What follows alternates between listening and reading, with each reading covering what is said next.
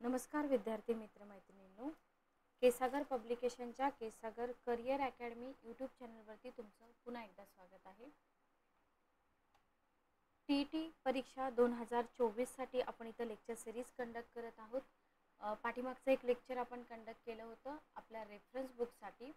तर आज आपण 2021चा जो पेपर झालेला आहे तर त्या 2021च्या पेपरमध्ये बालमानसशास्त्र या घटकावरती जे क्वेश्चन विचारलेले आहेत ते आपण इथं ॲनालिसिस करून घेणार आहोत. ठीक आहे, ओके. त्याच्यासाठी पुस्तक तुम्हाला इथं मी सजेस्ट करेन. महा टी पेपर 1 आणि पेपर 2 बालमानसशास्त्र अध्यापनशास्त्र संक्षिप्त मुद्देसूद आणि परीक्षाभिमुख तयारी. इथं तुम्हाला 13 पासून 21 पर्यंतच्या प्रश्नपत्रिका, प्रश्नांचं विश्लेषण, आकृत्या, तक्ते सगळं काही दिलेलं आहे. डॉक्टर शशिकांत अन्नदाते सरांनी पुस्तक लिहिले, केसागर पब्लिकेशन. ठीक आहे, ओके.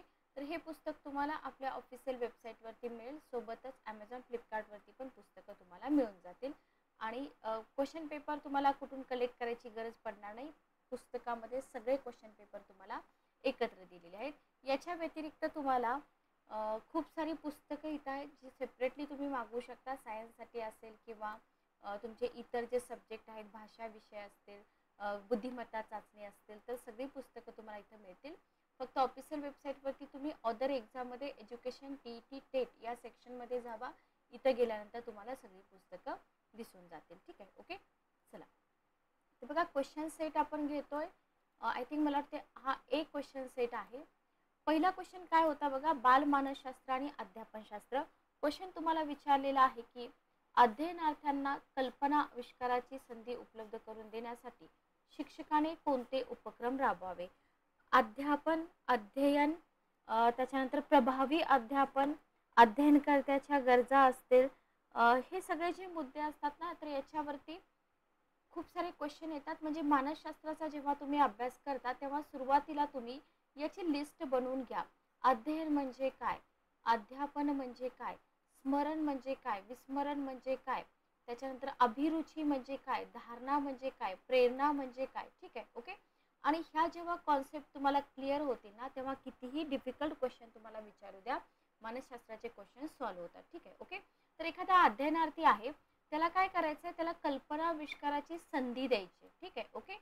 फॉर एक्झाम्पल बघा, एखादा विद्यार्थी आहे, त्याला शिक्षक शाळेमध्ये शिकवतात किल्ला कसा बनवायचा. ठीक आहे, ओके. किल्ला कसा बनवायचा आहे, हा पूर्ण किल्ला जर एका शिक्षकाने स्वतःच बनवून दाखवला, जे काही जेवढे विद्यार्थी आहेत वर्गामध्ये त्यांना काही काय म्हणू शकतो आपण, क्वेश्चन नाही विचारले किंवा त्यांना त्याच्यामध्ये बदल करण्यासाठी वगैरे छोटे मोठे क्वेश्चन जर नाही विचारले, तर ते विद्यार्थी त्यांची कल्पनाशक्ती इथं विकसित होईल का, नाही होणार. बरोबर, ओके. जो शिक्षकाने किल्ला बनवलाय तो आयता जसा आहे तसाच बघायची त्यांना सवय लागेल. म्हणजे स्वतः ते नवीन काही करू शकणार नाहीत. म्हणून इथं एक्झाम्पल मी दिले. तर उपक्रम कसे असतात बघा, तर विद्यार्थ्यांना मोटिवेट करायचं की तुम्ही स्वतः किल्ला बनवा. ठीक आहे, कोणाचा किल्ला चांगला तयार होतोय त्याला बक्षीस देऊया वगैरे वगैरे, जे असेल ते असेल. ठीक आहे, ओके. खेळाच्या माध्यमातून कल्पना विकसित करायच्या विद्यार्थ्यांच्या, वाद्यवादन करून घ्यावं, प्रदर्शन मांडणी करून घ्यावी. आता हे 4 ऑप्शन आहेत ना, या 4ही ऑप्शन मधून इथं काय होतंय, विद्यार्थ्यांना अध्ययनार्थ्यांना कल्पनाविष्काराची संधी मिळते. बरोबर, म्हणजे आपलं उत्तर काय आलं, अ, ब, क आणि ड. सोपा क्वेश्चन आहे हा. क्वेश्चन तर काही अवघड नव्हता. फक्त इथं अध्ययनार्थी म्हणजे काय, जे मानसशास्त्रज्ञ आहेत त्यांनी दिलेल्या डेफिनेशन वगैरे करून घ्या. त्याच्यानंतर मन नावाचे जे मानसशास्त्रज्ञ आहेत त्यांच्यावरती एक क्वेश्चन आहे. मन यांच्या मते पूर्वानुभवाच्या, बघा पूर्वीचे जे अनुभव आहेत ना त्याच्या विविध अंगांची मनातल्या मनात जुळवाजुळव करणे. बरोबर, म्हणजे काय, बघा इथे जुळवाजुळव म्हटलंय. स्मरण म्हणू शकतो का आपण, नाही. बुद्धी म्हणू शकतो का, नाही. प्रेरणा म्हणू शकतो का, नाही. विचार. बरोबर, तर विविध अंगांची आपण जुळवाजुळव करतोय म्हणजे आपण पूर्वानुभवाच्या आधारे काय करतोय, इथं विचार करतोय. ओके. तर सांगण्याचा हेतू काय माझा, तर स्पेसिफिक एखादे मानसशास्त्रज्ञ आहेत त्यांच्या डेफिनेशन तुम्हाला एक्झाममध्ये विचारल्या जातात. जेवढे काही मानसशास्त्रज्ञ आहेत पुस्तकामध्ये सगळं तुम्हाला दिलेलं आहे. सगळ्या मानसशास्त्रज्ञांच्या डेफिनेशन करून घ्या. नेक्स्ट क्वेश्चन आहे, हा क्वेश्चन खूप चांगला आहे बघा.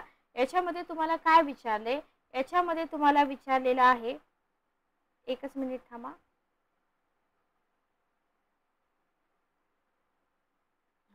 इथं तुम्हाला विचारले की दोन घटना एकामागोमाग घडल्या तर त्यामध्ये कार्यकारण संबंध जोडण्याचा प्रयत्न केला जातो. उदाहरणार्थ आपण कन्सिडर करूया ए नावाची घटना आणि बी नावाची घटना. ठीक आहे. म्हणजे परीक्षेला जाताना मांजर आडवे जाणे हे परीक्षेत नापास होण्यामागचे कारण ठरवले जाते. खालीलपैकी विचार प्रक्रियेतील कोणत्या अडथळ्यामुळे असं होतं असं इथं विचारले. लक्षात घ्या, जेव्हा एखादा घटनाक्रम आपण बघतो म्हणजे ए ही पहिली घटना आहे असं पण म्हणूया. बरोबर, ही पहिली घटना आहे. पहिली घटना घडण्यामाग दुसरी घटना कशी कारणीभूत असू शकते किंवा व्हाईस वर्सा म्हणूया, दुसरी घटना घडण्यामागं पहिली घटना कशी कारणीभूत असते असा जो युक्तिवाद केला जातो. बरोबर, तर तिथं काय असतं माहिती का, तिथं घडलेल्या घटनेचं महत्व कसं असतं, शून्य असतं. बरोबर, म्हणजे जो युक्तिवाद केला जातो तो शून्यच असतो. इथं काय युक्तिवाद केलाय की नापास होण्याचं रिझन काय सांगितलं की बाबा मांजर आडवं गेलं. बरोबर, मग या युक्तिवादालाच काय म्हटलं जातं, काकतालीय न्याय म्हटलं जातं. बरोबर, तर हे जे एक्सप्लेनेशन मी तुम्हाला दिले ना, हे तुम्हाला पुस्तकातून वाचून घ्यायचं. बरोबर, याच्यामध्ये युक्तिवाद शून्य असतो वगैरे तुम्हाला पुढे जाऊन विचारलं जाऊ शकतं. लक्षात ठेवा. आता इथं तुम्हाला प्रतिकूल ग्रह म्हणजे काय, इच्छानुगामी विचार म्हणजे काय, निरीक्षणातील दोष काय, या सगळ्या संकल्पना आपल्या इथं क्लिअर असल्या पाहिजेत. नेक्स्ट क्वेश्चन आहे, धारणेबाबत खालीलपैकी कोणते वैशिष्ट्य योग्य आहे असं तुम्हाला क्वेश्चन विचारलाय. ठीक आहे. ओके, पहिलं सेंटेन्स आहे की पाठोपाठ कविता पाठ केल्यास धारणेवर परिणाम होतो. ओके, काय दिले बघा उत्तर त्यांनी, पाठोपाठ जर कविता पाठ केल्या तर धारणेवर परिणाम होतो असं तुम्हाला इथं दिलेलं आहे. एकच मिनिट थांबा. त्याच्यानंतर आहे धारणा बोधावस्थेत असेल तर आपल्याला चटकन आठवते, उपबोधा अवस्थेत असेल तर आपल्याला चटकन आठवते आणि अबोध अवस्थेतील बाबी प्रयत्न केल्यावर आठवतात. आता इथे तुम्हाला योग्य विचारले. बरोबर, पहिलं सेंटेन्स बघा, पाठोपाठ कविता पाठ केल्यास परिणाम होत नाही म्हटलंय, हे चुकीचं आहे. बरोबर, इथं अबोध अवस्था बाबी म्हटलंय, हे चुकीचं आहे. उपबोधा अवस्थेमध्ये आता इथं एकतर हे बरोबर असेल किंवा एकतर हे बरोबर असेल. उपबोधा अवस्था बरोबर नाहीये, बोधा अवस्था. आता या क्वेश्चन मध्ये जर बघितलं तर तुम्हाला धारणा ही संकल्पना क्लिअर पाहिजे. बोधा अवस्था म्हणजे काय, अबोधा अवस्था म्हणजे काय, उपबोधा अवस्था म्हणजे काय, या चार संकल्पना जर तुमच्या क्लिअर असतील तर तुमचा हा धारणेवरचा क्वेश्चन इथं सॉल्व्ह होतो. ठीक आहे. Okay, clear. नेक्स्ट क्वेश्चन बघा, पुढचा क्वेश्चन तुम्हाला विचारलाय, विस्मरणाबद्दलचे खालीलपैकी कोणते वैशिष्ट्य अयोग्य आहे. स्मरण, स्मृती, विस्मरण. तर विस्मरण ही महत्वाची प्रक्रिया आहे. स्मरण चांगले राहण्यासाठी बऱ्याच गोष्टी विसरल्या पाहिजेत. धारणा जितकी कमी तितकं विस्मरण कमी, धारणा जितकी जास्त तितकं विस्मरण कमी. हे दोन सेंटेन्स तर बरोबर आहेत. बरोबर, आता ह्या दोन्ही मध्ये बघा, ह्या दोन्ही मध्ये एक कोणतं तरी सेंटेन्स बरोबर असणार आहे. कारण का, काय दिलं इथं, धारणा जितकी कमी तितकं विस्मरण कमी म्हटलंय. इथं धारणा जितकी जास्त तितकं विस्मरण कमी, पण धारणा जितकी कमी असते ना तितकं विस्मरण कमी असतं, म्हणून इथे जास्त आहे, तो ऑप्शन आपला चुकीचा येतो. बरोबर, मग इथं तुम्हाला दोन संकल्पना क्लिअर पाहिजेत. विस्मरण म्हणजे काय, याच्यासाठी ज्या मानसशास्त्रज्ञांनी डेफिनेशन दिलेले आहे त्या सुद्धा तुम्हाला माहित पाहिजे, आणि धारणा म्हणजे काय. Okay, clear. नेक्स्ट क्वेश्चन बघा, आंतरिक प्रेरणेवरती तुम्हाला क्वेश्चन आहे. आंतरिक प्रेरणेबाबत कोणतं विधान अयोग्य आहे असं तुम्हाला विचारलंय. बघा, विषयाची आवड ही आंतरिक प्रेरणा आहे. आंतरिक प्रेरणा आणि अभिरुची यांचा निकटचा संबंध आहे. प्रोत्साहके आंतरिक प्रेरणा आहेत. बघा, मोटिवेशन म्हणतो की नाही आपण, मोटिवेशनचे आपण काय म्हणतो, सेल्फ मोटिवेटेड पाहिजे. बरोबर, आणि चौथा ऑप्शन आहे अभिरुची, हा आंतरिक प्रेरणेचा पाया आहे. लक्षात घ्या. आता इथं विद्यार्थी फार स्मार्ट असतात.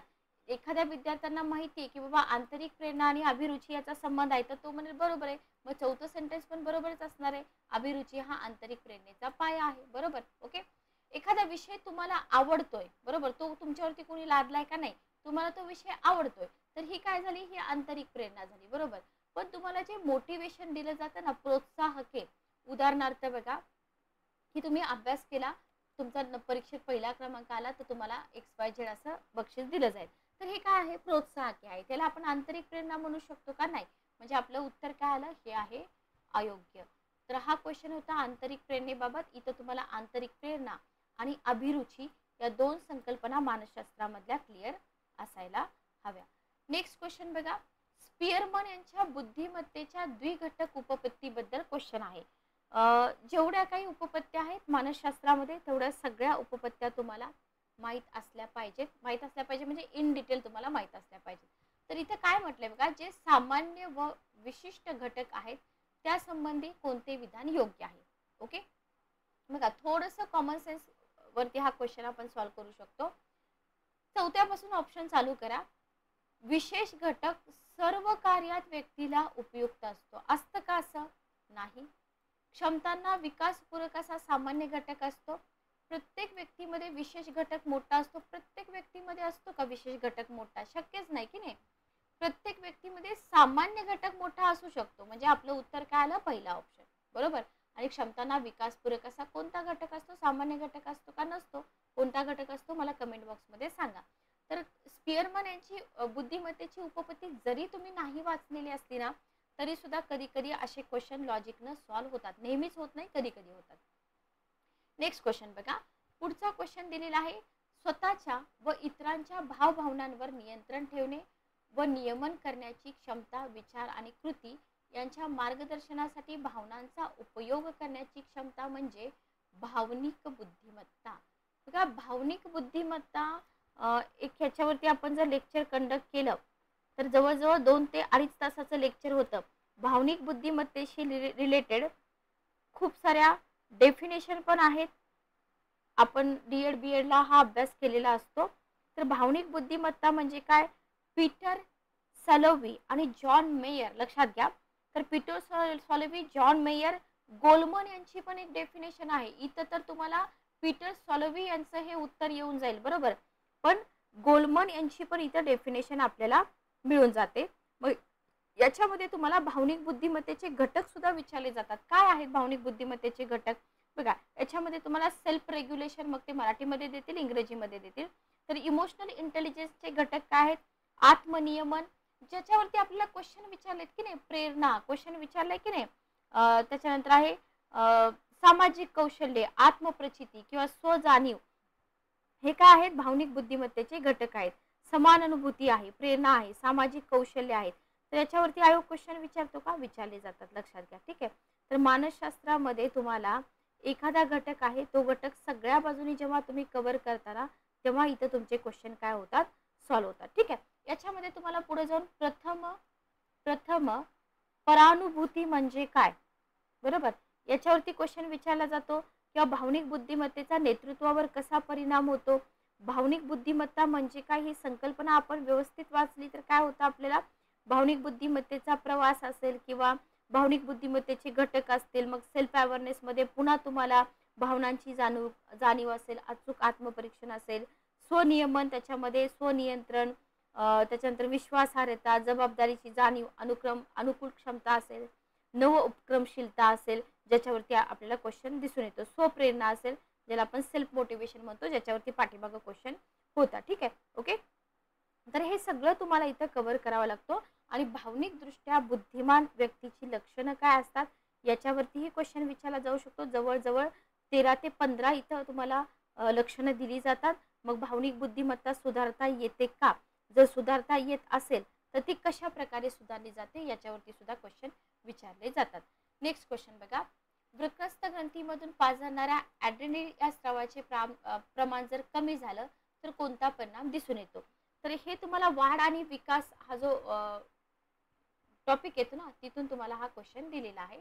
तर इथं व्यक्ती स्थिर वृत्तीची, बघा कमी झाल्यावर स्थिर वृत्तीची असेल का? नाही.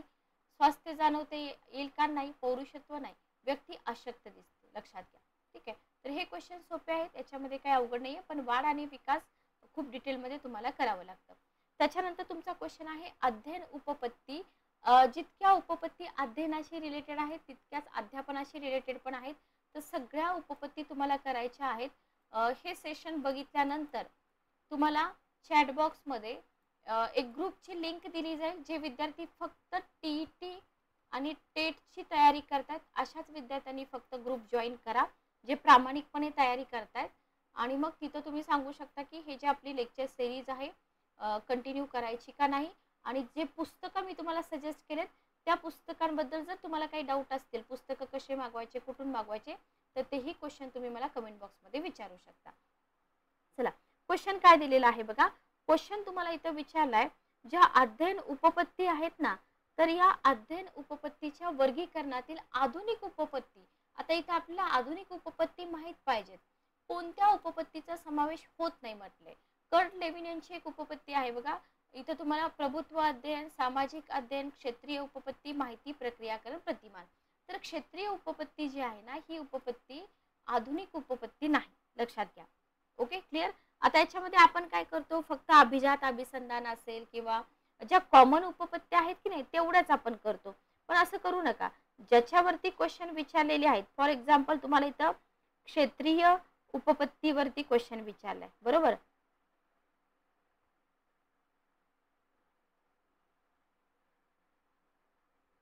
ज्ञानात्मक क्षेत्रीय उपपत्ती, बरोबर. ओके, किंवा याला काय म्हटलं जातं बघा, काय म्हणू शकतो आपण, जसं की तुम्हाला फॉर एक्झाम्पल डिफरन्स पण विचारला जाऊ शकतो की अभिजात अभिसंधान, साधक अभिसंधान, क्षेत्रीय उपपत्ती, मग याला ज्ञानात्मक उपपत्ती म्हणतात का, अशा प्रकारे. म्हणजे क्वेश्चन तुम्हाला कसेही विचारले जाऊ शकतात. आपल्याला काय करायचं आहे, आपल्याला फक्त ही उपपत्ती कोणी मांडली, कधी मांडली इतकंच करायचंय का, नाही. सोबतच शिक्षणातील मानसशास्त्राची जी भूमिका आहे ती देखील आपल्याला इथं कव्हर करायची आहे. जर तुम्ही इथं सजेस्ट करत असाल की बाबा थेरीचे लेक्चर आपले झाले पाहिजेत ॲटलिस्ट मानसशास्त्राशी रिलेटेड तरी, तर बघा अध्ययनाच्या ज्या उपपत्त्या आहेत की नाही त्याच्यामध्ये तुम्हाला अभिजात अभिसंधान एक करायचे आहे, कारण इथं अध्ययनाच्या उपपत्तीवरतीच क्वेश्चन आहे. अभिजात अभिसंधान, पावलोव यांचा प्रयोग तुम्हाला करायचा आहे.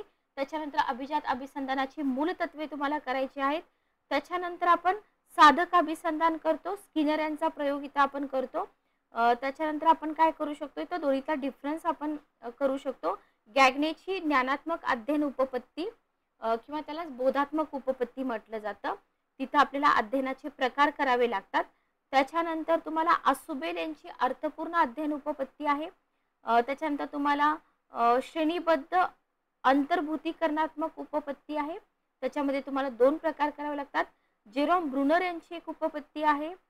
त्याच्यानंतर तुम्हाला लक्षात घ्या, ब्रुनर यांची उपपत्ती तर महत्त्वाचीच आहे. याच्याशिवाय जर आपण बघितलं, इतक्या उपपत्ती तुम्हाला इथं कराव्या लागतात. ठीक आहे, ज्या महत्त्वाच्या आहेत तेवढ्या मी तुम्हाला इथं सांगितलेल्या आहेत. ठीक आहे, ओके, क्लिअर.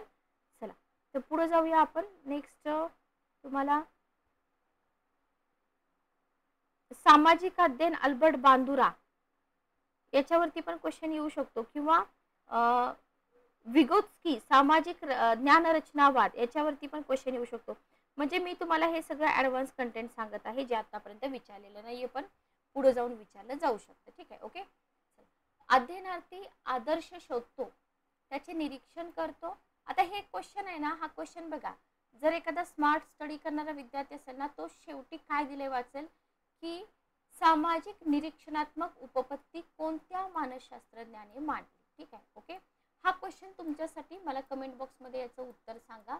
तर हा क्वेश्चन वाचायची गरजच नव्हती, फक्त इथून जरी तुम्ही वाचलं असतं तरी तुम्हाला याचं उत्तर आलं असतं. आता इथं ऑप्शन जे दिलेत ना, अल्बर्ट बांदुरा, जे ब्लूम आहे, जेरॉम ब्रुनर आहे, आसुबेल आहेत, तर ऑप्शनमध्ये ही जी लोक आहेत ना, या लोकांच्या उपपत्ती आपल्याला कराव्या लागतात, कारण का नेक्स्ट इयर याच्यावरती क्वेश्चन येऊ शकतो. नेक्स्ट क्वेश्चन बघा, प्रभावी अध्यापनातून विद्यार्थ्यांमध्ये अध्ययनशील वृत्तीची निर्मिती व्हावी म्हणून कोणत्या क्षमता महत्त्वाच्या आहेत. क्वेश्चन तुम्हाला विचारलाय. चिकित्सक वृत्ती निर्माण व्हावी, बरोबर आहे का, बरोबर आहे. स्वतंत्र विचार करण्याची क्षमता निर्माण व्हावी, बरोबर आहे. समस्येची उकल करण्याची कुवत निर्माण व्हावी, बरोबर आहे. आणि तिसरं सेंटेन्स, निर्विवेक बुद्धी निर्माण व्हावी. काय येईल उत्तर बघा याचं. अतिशय सोपा क्वेश्चन आहे, याच्यामध्ये काहीही अवघड नाहीये. तर इथं अ ब क ड सगळेच ऑप्शन येतात, बरोबर. हे सगळं घडलं पाहिजे जेव्हा आपण प्रभावी अध्यापन करतो. Okay, clear. चौथा ऑप्शन. नेक्स्ट क्वेश्चन आपण बघूया. खालीलपैकी कोणत्या प्रतिमानाचे उद्दिष्ट हे ज्ञानात्मक, वैचारिक, बौद्धिक अंगांचा विकास घडवून आणणे आणि उद्गामी व अवगामी विचार प्रक्रियेची क्षमता विकसित करणे हे आहे. ज्ञान प्रक्रिया कारण प्रतिमान, सामाजिक आंतरक्रिया प्रतिमान, व्यक्तिगत विकास प्रतिमान, त्याच्यानंतर तुम्हाला दिलेला आहे वर्तन परिवर्तन प्रतिमान. ठीक आहे, ओके. आता हा जो क्वेश्चन आहे हा question difficult, moderate to difficult मध्ये जातो, लक्षात घ्या. कारण का माहिती का, इथं तुम्हाला प्रतिमानांबद्दल क्वेश्चन विचारलाय, बरोबर. आता पुढचा क्वेश्चन जर आपण बघितलं तर बघा, पुढचा क्वेश्चन जो आहे तो सगळ्या विद्यार्थ्यांना येणार आहे. काय आहे क्वेश्चन? खाली दिलेल्या अध्ययन प्रक्रियेच्या वैशिष्ट्यांमध्ये कोणतं वैशिष्ट्य योग्य नाही, म्हणजे अयोग्य तुम्हाला विचारले, बरोबर. अध्ययन कृतीद्वारा घडतं, बरोबर आहे. प्रत्येक प्राणी जगण्यासाठी अध्ययन करत असतो, बरोबर आहे. अध्ययन हळूहळू घडतं, बरोबर आहे. पण सगळ्या प्राण्यांचं अध्ययन सारखं असतं का? नसतं. हा क्वेश्चन सोपा आहे, हा क्वेश्चन सगळ्या विद्यार्थ्यांना येणार आहे. किंवा नेक्स्ट क्वेश्चन बघा, पुढचा क्वेश्चन तुम्हाला काय दिलेला आहे? पुढचा क्वेश्चन तुम्हाला दिलेला आहे की अनुभवांच्या साह्याने व्यक्तीच्या वर्तनात हळूहळू घडून येणारे बदल म्हणजे अध्ययन. जसं की मी तुम्हाला सुरुवातीला सांगितलं की अध्ययन ही जी संकल्पना आहे, अध्ययनाशी रिलेटेड खूप सारे जे मानसशास्त्रज्ञ आहेत ना, तर त्यांनी डेफिनेशन दिलेले आहेत, तर त्या डेफिनेशन आपल्याला आल्या पाहिजे. तर ही कोणाची डेफिनेशन आहे? गिलफोर्ड यांची डेफिनेशन आहे, बरोबर. ओके. तसंच तुम्हाला वुडवर्डची विचारतील, मर्फी यांची विचारतील किंवा फ्रेंडसेन यांची विचारतील. क्लिअर? तर जो पाठीमागचा क्वेश्चन होता ना तो डिफिकल्ट होता, कारण हा क्वेश्चन होता ज्ञान प्रक्रियाकरण प्रतिमानावरती, बरोबर. इथं बघा, तुम्ही जर समजा थोडंसं विचार करून उत्तर दिलं ना, काय म्हटलंय? ज्ञानात्मक, वैचारिक आणि बौद्धिक अंगांचा विकास. लक्षात घ्या. तर ज्ञानात्मक म्हटलं तर सामाजिक आंतरक्रिया प्रतिमान येईल का? नाही. व्यक्तिगत विकास येईल? नाही. वर्तन येईल का? नाही येईल. काय येईल मग उत्तर आपलं? ज्ञान प्रक्रियाकरण प्रतिमान, बरोबर. पण जर मानसशास्त्राचं वाचन आपलं तितकं असेल तरच आपल्याला हे इथं लॉजिक सुचू शकतात. ठीक आहे, ओके. बरं, पुढचा क्वेश्चन बघा. क्वेश्चन काय दिलेला आहे तुम्हाला?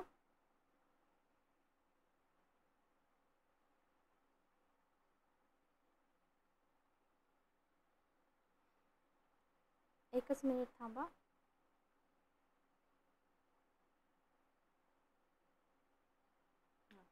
क्वेश्चन आहे, अध्ययन करताना पठार अवस्था निर्माण होऊ नये म्हणून खालीलपैकी कोणत्या गोष्टी कराव्यात?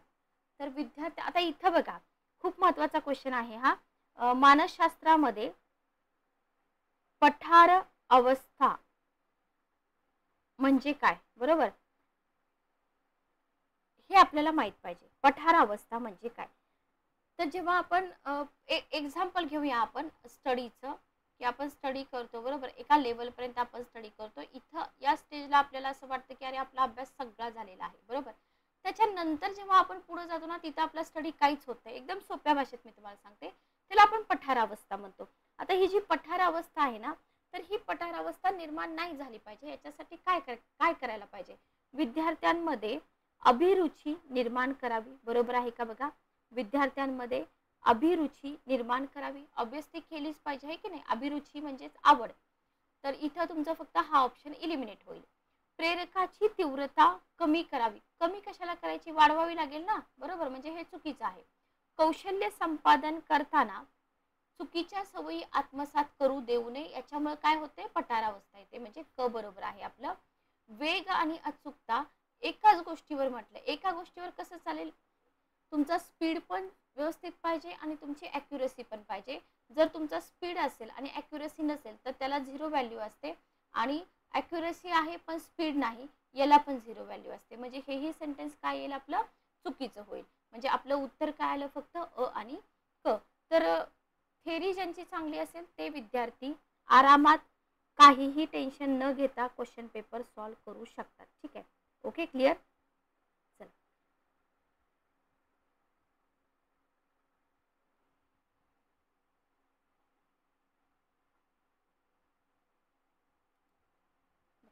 नेक्स्ट क्वेश्चन बघा. दोन अध्ययन, इथे जड करा, जड. दोन अध्ययन पद्धतीमध्ये नुसते समान घटक संक्रमण करतात, पण त्याहीपेक्षा अधिक स्पष्ट निश्चित स्वरूपाचे अध्ययन संक्रमण त्या दोन घटकांचे सामान्यीकरण केले तर घडते. ही सामान्यीकरण अध्ययन संक्रमण उपपत्ती कोणत्या मानसशास्त्रज्ञाने मांडली? ओके. तर ही मांडली जड यांनी. तर इथं पॅवलॉव यांची उपपत्ती मला कमेंटमध्ये सांगा, बॅगले यांची पण सांगा आणि थॉर्नडाईक यांची पण सांगा. पुढे जाऊन तुम्हाला अ गट आणि ब गट असे देऊन क्वेश्चन विचारले जाऊ शकतात. ठीक आहे, ओके, क्लिअर.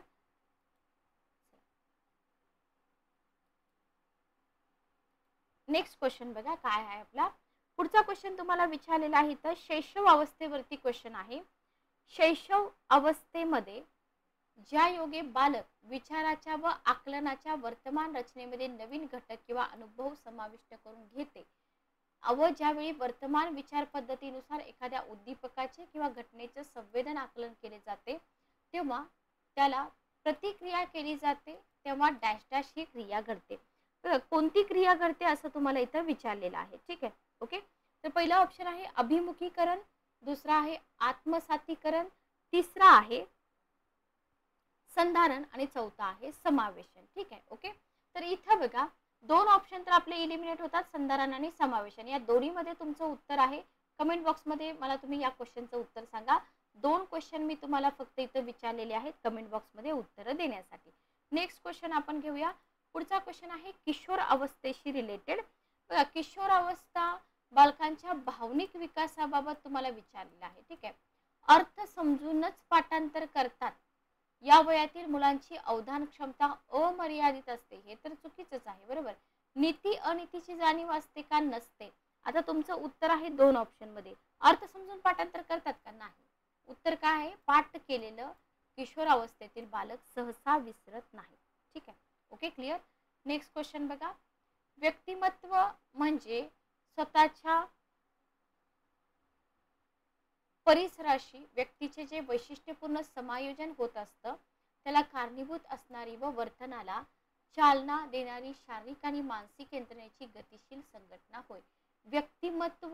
व्यक्तिमत्व विकास दोन संकल्पना आहेत मानसशास्त्रामध्ये.